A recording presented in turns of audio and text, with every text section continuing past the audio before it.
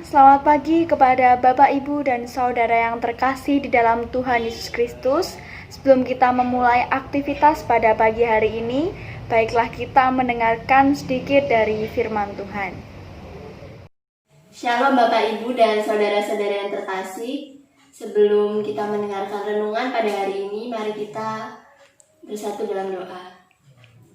Bapa kami yang bertahta di kerajaan surga, terima kasih ya Tuhan karena Engkau telah memberikan kami kesempatan untuk kembali menjalani hari kami pada hari ini. Terima kasih karena Engkau telah membangunkan kami dalam keadaan yang sehat ya Tuhan.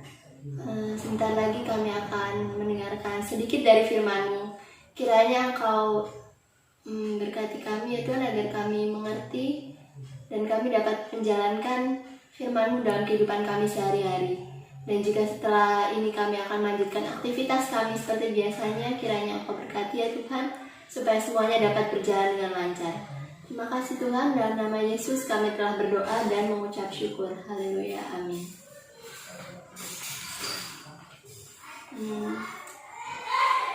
Firman hari ini terambil dari Kejadian 50 ayat yang ke-15 sampai ke-21. Kejadian 50 ayat 15 sampai 21. Yusuf menghiburkan hati saudara-saudaranya. Ketika saudara-saudara Yusuf melihat bahwa ayah mereka telah mati, berkatalah mereka, "Boleh jadi Yusuf akan memendam kita dan membalaskan sepenuhnya kepada kita segala kejahatan yang telah kita lakukan padanya."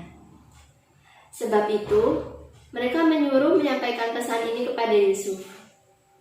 "Sebelum ayahmu mati, ia telah berpesan, 'Beginilah harus kamu katakan kepada Yusuf, ampunilah kiranya kesalahan saudara-saudaramu dan dosa mereka, sebab mereka telah berbuat jahat kepadamu.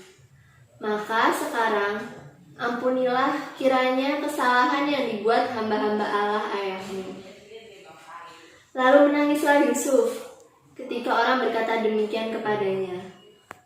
Juga saudara-saudaranya datang sendiri dan sujud di depannya sambil berkata, 'Kami datang untuk menjadi budakmu.'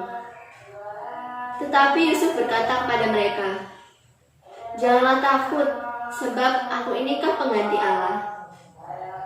Memang kamu telah mereka-rekakan yang jahat terhadap aku, tetapi Allah telah mereka-rekakannya untuk kebaikan dengan maksud melakukan seperti yang terjadi sekarang ini, yakni memelihara hidup suatu bangsa yang besar. Jadi janganlah takut. Aku akan menanggung makanmu dan makan anak-anakmu juga.' Demikianlah ia menghiburkan mereka dan menenangkan hati mereka dengan perkataannya." Renungannya berjudul Forgive. Sudah dikhianati, Yusuf masih juga dijual saudara-saudaranya. Sekalipun sudah diperlakukan begitu menyakitkan, Yusuf nggak lantas membenci, marah, atau dendam pada mereka. Malahan saat kakak-kakaknya datang menghadap Yusuf, memohon belas kasihan, dia bukan hanya memaafkan, tapi juga menenangkan hati saudara-saudaranya. Wah, menyentuh banget ya yang dilakukan Yusuf. Coba simak apa yang terucap dari bibirnya. "Janganlah takut, sebab aku inikah pengganti Allah." Dapat dilihat pada ayat 19. Yusuf lalu berkata lagi, "Jadi janganlah takut, aku akan menanggung makanmu dan makan anak-anakmu juga." Dapat dilihat pada ayat 21.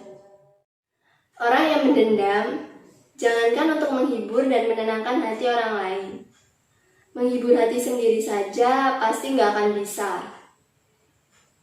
Ingat ya guys, kita sendiri juga bukan manusia yang sempurna. Kita pasti pernah melakukan kesalahan atau menyakiti hati orang lain.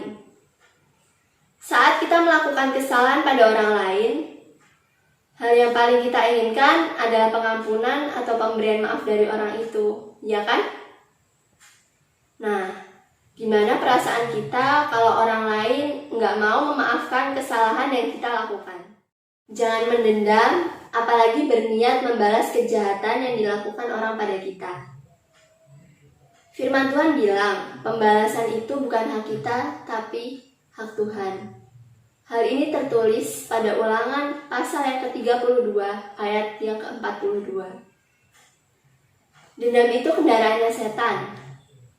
Dendam akan membuat kita merancangkan atau memikirkan hal yang jahat. Dendam juga akan merampas sukacita dan damai sejahtera kita, serta merusak hubungan kita dengan Tuhan. Singkatnya, dendam itu dosa dan berbahaya. Kalau menyimpan dendam itu dosa dan berbahaya, ngapain juga kita menyimpannya?